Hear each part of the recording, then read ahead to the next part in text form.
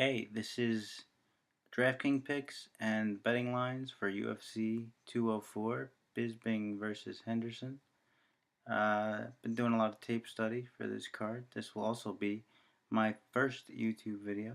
It just seemed like fun to sort of get in the mix of making picks and doing all that because I've seen other guys do it. I like their videos, so figured I would add my name to the pile. So let's get started. Our first bout is Mark Diakiese versus Lucas Sajewski. Diakiese line is minus 210, while the comeback on Sajewski is plus 170.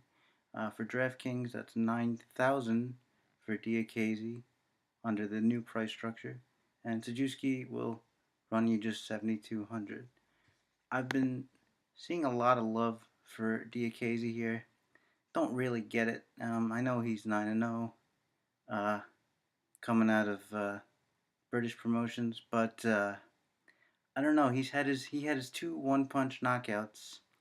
Then before that, he had a title shot or defense, I forget which, against a boxer in which his strategy was, okay, take him down. Well, he got his takedowns, couldn't hold his man down though, so it became a very pop-up, scrambly kind of mess. He was getting beat up in the clinch every time they clinched and he couldn't take him down.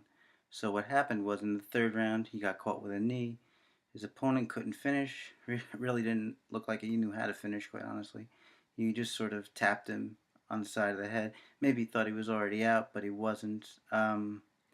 So he got back up, got back on top control, and that was basically the fight, kind of uneventful. Sajewski, can understand why people aren't over the moon about him. He's had two UFC fights. He lost them both.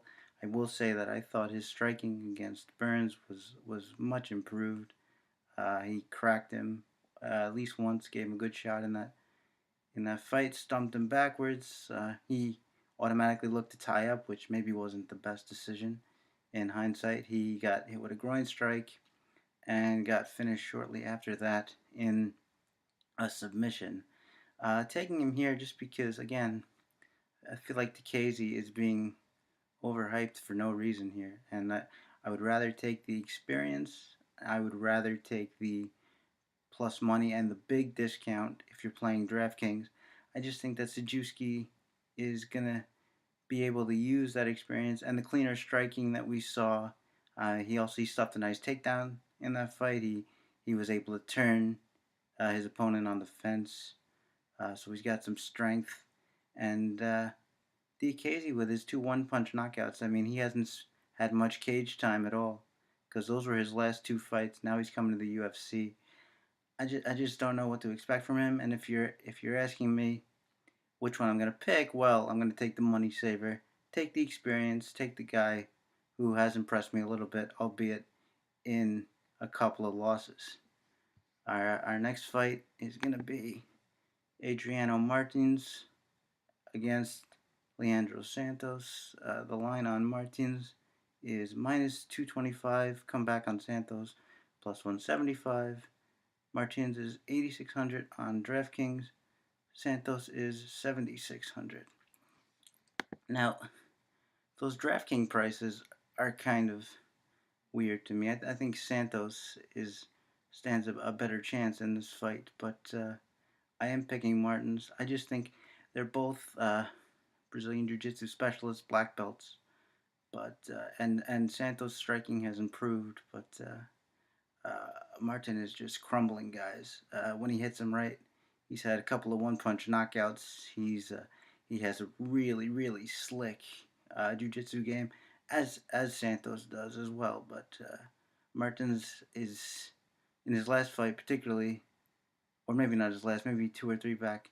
He's got this really slick technique where he just focuses on that arm and he'll try to pry the Kimura. If he can't get the Kimura, he'll go for an armbar. If he can't go for an armbar, he'll try to straighten it. If he can't do any of that, he'll try to slide into top control. So he's on the ground and he's playing chess the whole time and he's always looking to advance. And you take that plus the power. Um, I I don't really see picking against him here, even if he's going to run you a little bit on more on DraftKings. And the minus 225 maybe isn't ideal, but I'd give him a shot there. I mean, he really looked sharp to me in the fights I watched, and I think he's got the pedigree to get it done. Okay, next fight, Danny Roberts at minus 150 against Mike Perry with the plus 120. They are both $8,100 on DraftKings. This was one of the fights when I watched. I kind of had to watch again. I initially felt like Mike Perry. Mike Perry, for those of you who remember in his UFC debut, absolutely starched Hanju Lim in the first round. So a lot of hype coming on him, and I would assume a lot of bets and DraftKings picks as well because of that. The difference here, though, is Hanju Lim. He's a killer. He's a striker. He can knock you out, but he doesn't move. He doesn't move his head very much, and he doesn't have the best footwork. So Mike Perry, who's a big striker, has a bunch of first and second round finishes by KO. He can just, and he did, just sit there and land bombs all day long until you go out. So, and he showed a couple of, or at least one nice reversal on the mat too. But I just think Danny Roberts is way different ball game.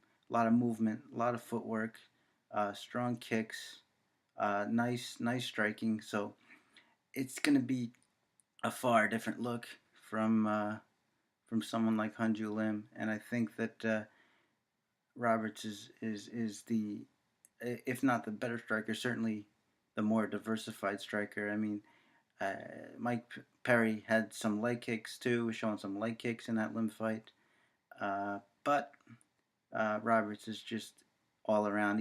Body kicks, front push kicks, and nice hands. So I like Danny Roberts to take that one. Also to note, Danny Roberts. Well, the first thing is he's never been finished by strikes, which is the only way Mike Perry gets his finishes. And also, he doesn't have a registered takedown in the UFC in his few UFC fights, but he did attempt a couple in his last fight against Dominic Steele, and he does have 5 uh, submission finishes in, well, 4 in lower ranks. One he actually pulled off in his first UFC win. So you just more diversified, more ways to win. He's going to be a moving target. He's going to be as dangerous as Hanju Lim is. He's going to be way more challenging, I would think. A way more challenging opponent. So I'm going to pick Danny Roberts here to get that done. And then the next fight is Albert Tumanov, minus 260, against Leon Edwards, plus 200. 9,200 for Tumanov on DraftKings, just 7,000 for Edwards. This fight is pretty clear to me. I think this is one of the easier ones we've called, maybe the easiest so far. I think Tumanov takes this pretty handily. Just the far better boxer and striker from what I've seen. Very combination heavy. 1-2, 1-2-3, 1-2 kick. Just combinations, pressure, and he can take a bit of a beating. In that Lorenz Larkin fight, he got his leg kicked to into oblivion, and came in back and fought and won the fight. So I don't know. I just think a lot of people I've been seeing are telling me that Leon Roberts is a good striker, and I mean that's fine, but when am I going to see it? You can say, okay, well, his last 2 fights were wrestlers, and they were, Usman particularly, but his fight before that, he did much of the same thing as in terms of striking, which is just one strike, one strike, one strike. He does have some nice little kicks, and they were effective, but as far as who's likely to push a better pace and who's likely to be the more active and ferocious striker. I mean, I just think it's Tumanov all day. I don't think it's especially close. So Tumanov in that one. And our next is Davy Grant at minus 175 versus Damian Stasiak, plus 145. 8,800 for Grant on DraftKings. 7,800 for Stasiak. Going Stasiak here. Grant is the favorite, and he also appears to be the public darling. But I don't know. I just, Grant's last fight, particularly, I feel like he got a lot of help from the ref. They were in England. He blatantly took him out of a couple of different positions where his opponent was winning. Most notably, a leg scissors, where he didn't even wrap his legs back around before they started again. And there were a couple other ones. I don't know. I didn't like he got hit a couple times in that fight. Got cracked open. He won the fight pretty clearly. I mean, if you discount the ref sort of jumping in there. But Stasiak, I don't know. I just think he lost his first fight. He had a decent showing, but lost a decision. And then his last fight against Pajivic or Page, I think it's a bizarre spelling, but you say it in a Western way. I think it's Page, but he really smooth takedown and transitions on the ground. I think he's a good target to get some takedowns and get a sub. This might be a better DraftKings play because under the new DraftKings scoring, you get was it 5 points for a takedown. So and you get I think 3 points for each transition, which is probably too much, honestly. But so I mean, if you can do that and finish, you can get. I know Grant has a bit of a wrestling background as well, but I don't know. We haven't really seen it here. He had a layoff uh, after the Ultimate Fighter, and then he had the most recent fight in England. But I don't know. This is not a 100% here, but I like Stasiak. I like him a little more on DraftKings, as I said, but I like him to have that nice clean ground game, and he can strike when necessary. In his last fight, corners actually tell him to keep it standing because he can strike. He's willing to strike. Hasn't shown it that much in the UFC yet, but so there you go for that one. Is Stasiak as another underdog here? So I think we're 2-2 as far as underdogs and favorites. And the next one is ooh, fun one, interesting one. Rob Font at minus 315 versus Ian Entwistle, comeback of 245, minus 9,300 for Font, plus two plus 245. That's right for Entwistle. 9,300 on DraftKings for Font, 6,900 for Entwistle. Now, at first glance, you're looking at this and you're saying, okay, well, this guy, especially if you look at stats, because Entwistle stats are really weird. His significant strikes are under one.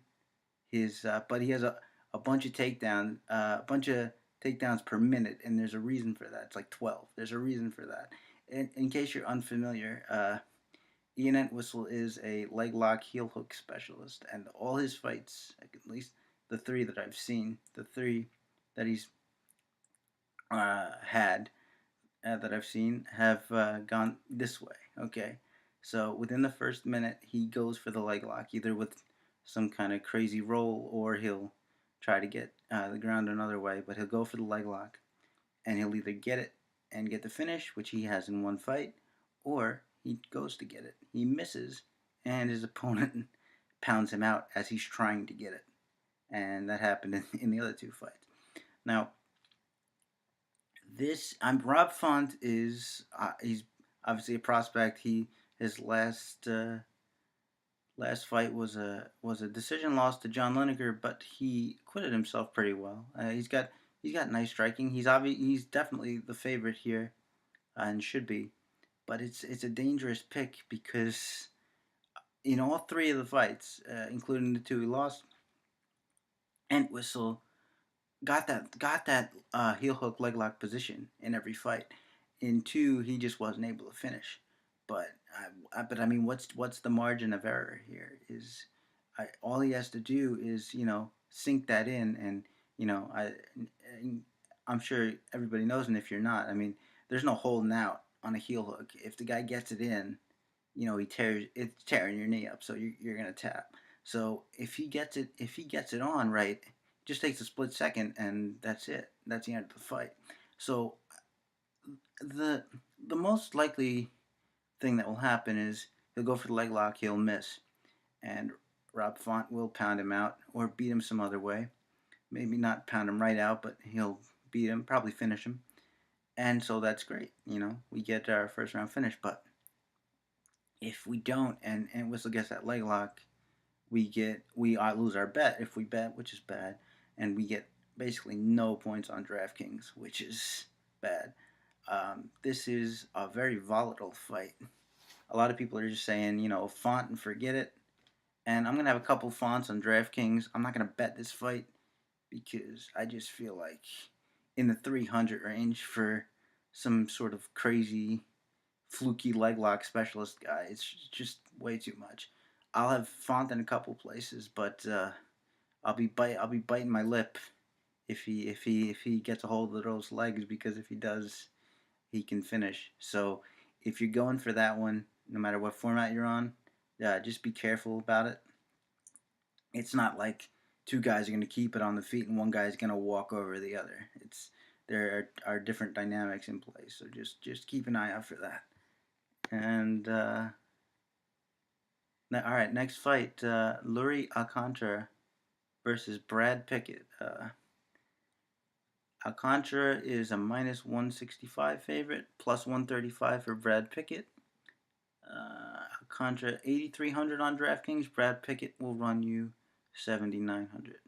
This, I feel like, is the best value on the card for a favorite. I think this is Alcantara's fight by a pretty wide margin. Brad Pickett, in his last fight, said to his corner after the first round that he found himself unable to close the distance, and this should be a similar thing, because Alcantara will come in with the reach advantage, height advantage. So I just feel like Pickett was getting pieced up on the feet in that fight, badly, very badly. And Rivera is a good striker, but I mean, it just wasn't really close. How Pickett won that fight is just a mystery. He was in England. That might make some people squeamish because we're going back to England, but you can't rely on favoritism, especially when a guy's getting beat that badly.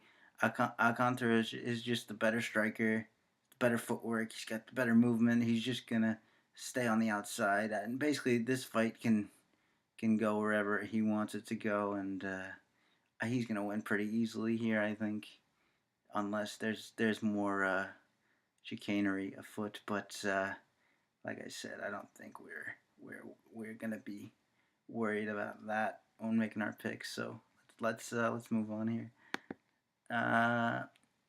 Mirsad Bektik, I have no idea if I said that right, is a minus 700, by far the biggest favorite on the card. Minus 700 to Russell Doan's plus 450. And that's $9,700 for Bektik on DraftKings, $6,500 for Doan on DraftKings. So okay, this is, as you might have guessed, it's a late notice fight for Doan, but not only that, Bektik has been a monster while Doan is coming in on a losing streak. There's a reason why Bektik is a monster, and it's because he's a monster. He's got great hands. He can take you down. He can pound you out. He can do a whole number of things. Doan, I think, is primarily a wrestler, but he showed uh, it's kind of not as volatile as the Rob Font Entwistle fight, but uh, Doan showed good striking in his last fight. He was winning the striking, and got caught in a really slick submission in the first round to end that fight. Really slick back take, but before that he was winning the striking. Now uh, that shouldn't really be a problem here because, as I said, Bektik's footwork is very good. His head movement's very good. He is a great striker. He can take the fight to the ground if need be. He's just got way more ways to win. So uh, it's not a terrible fight. I mean, I wouldn't take -700 for anything, any fight ever, because it's fighting. But for UFC, for the what was it, the 9700? Sure, why not? I like enough dogs on this card, and I have enough faith in Bektik to get this done that I would take that. I'll take that on a couple. Usually make a couple of lineups, but I'll definitely be taking him in a few places. But do be careful because he did show the ability to strike Doan, that is, and he's been known to firefight, and when he firefights, speaking of Bektik now, he kind of gets in trouble. We kind of saw that in the Chaz Kelly fight, but I just think the advantages for Bektik are too numerous. But just throwing up the warning lights so that if it happens, he can't say that I didn't know about it. So there it is. Um, and so now we move to the main card. Stefan Struve, Mr. Skyscraper, -185 against Daniel Omalenchuk, the plus 150, 8,500 for Struve on DraftKings, 7,700 for Omalenchuk. Uh, if you're just looking at stats and the prototypical what wins in a fight, you would never pick Omalenchuk here because he's given up like 11 inches in height, like 9 inches in reach. It's insane. But Struve is just, I don't know. His last fight, he just got taken to the ground and basically neutralized, which you might say, fine, okay, Omalenchuk's not really that guy, but he was in his last fight. He turned out to be in that fight against Olynyk, where he basically just muscled him around and took him to the ground and beat him up for most of the second and third round and came away with that decision. He's just a big slogging heavyweight. He's good in the clinch. He can land some knees. He's got good power, obviously. Never been finished, and Struve doesn't have the best power. We've seen him get some early finishes, but doesn't have that much power. I certainly wouldn't expect him to be able to put down a guy like Omalenchuk. So I think I'm going for the dog again here. I don't like picking this many underdogs. It makes me nervous, but there it is. I think Omalenchuk. Probably by a decision, but we've seen Struve's chin be a little suspect at times, so knockout isn't beyond the realm of possibility. But yeah, so there you go. I'm Omalenchuk, and then we move on. OSP uh, versus Jimmy Manua. OSP is -155. Manua plus 125. 8,400 for OSP. On DraftKings, 7,800 on Manua. All right. This is kind of a hard fight to call. Kind of an even fight. I like. I think I don't like the fact that OSP is can be particularly inactive. I don't like that he sometimes. I feel like he sometimes waits too long or is too hesitant to throw, and I think that Manua pushes a better pace. They both have nice kicks. I think I might favor Manua a little better with the cleaner, heavier kicks there. But yeah, I think I like Manua in this fight, but I might stay away from it entirely. I'm just not really not I'm not really sure about this one. Watched fights by these guys a couple of times. I like, again, as I said, Manuel to push the pace, be a little more active, land a little more. land a little more in the way of combinations. But yeah, so I'm gonna go Emmanuel, but that's a pretty close one for me. On this card, I think that was my toughest decision. Uh, so maybe not the Pulitzer-winning analysis. You don't win a Pulitzer for analysis, do you? But whatever. Uh, okay, so all right, so let's get off that one because I'm rambling, and let's get to one that I have no problem calling, which is Gegard Mousasi at minus 325 versus Vitor Belfort Vitor for you Tommy Tohold fans, plus 250, uh, 9400 for Gegard Mousasi. Vitor will cost you 6800. I think that Mousasi starches Mr. Belfort without too much trouble. Vitor Belfort, and I love Vitor, but it's just it's not. It might be close to the end for him. He's very.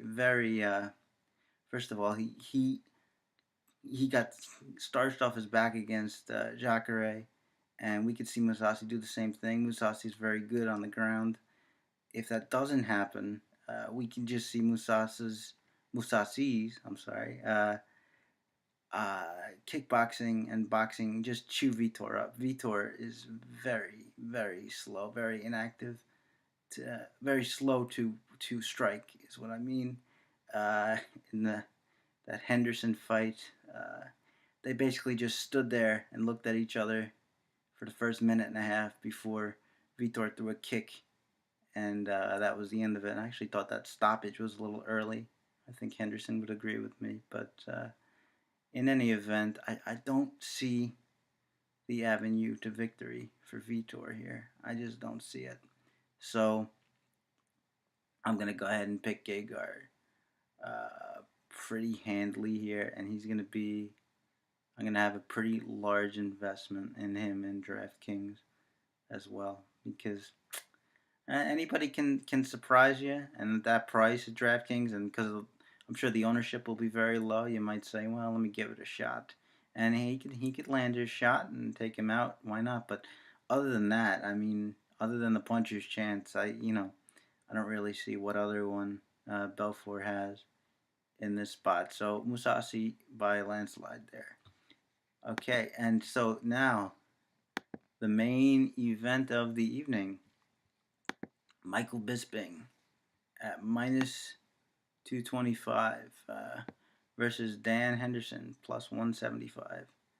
9,100 for Bisping on DraftKings, 7,100 for Dan Henderson. Uh, this is a tough one for me because I hate Michael Bisping. I think he's a jerk, but I also think he's winning this fight, and I don't think it's going to be that close. I think Bisping gets a lot of a bad rap, and I think that's because he's a jerk. But I think he's underrated. I think his boxing is really clean, really smooth. His footwork is too. Um, Dan Henderson is just very slow and very like he operates on a pulley system. It's like it just takes him so long to even in that first fight with the huge knockout at UFC 100, it was like just a very slow step in, and then the punch that Bisping didn't know was coming, which is the one that's going to get you. But I mean, if that's how he was then, how slow is he now? You know, his chin has been compromised. I mean, he took a beating against Hector Lombard and was able to come back and finish.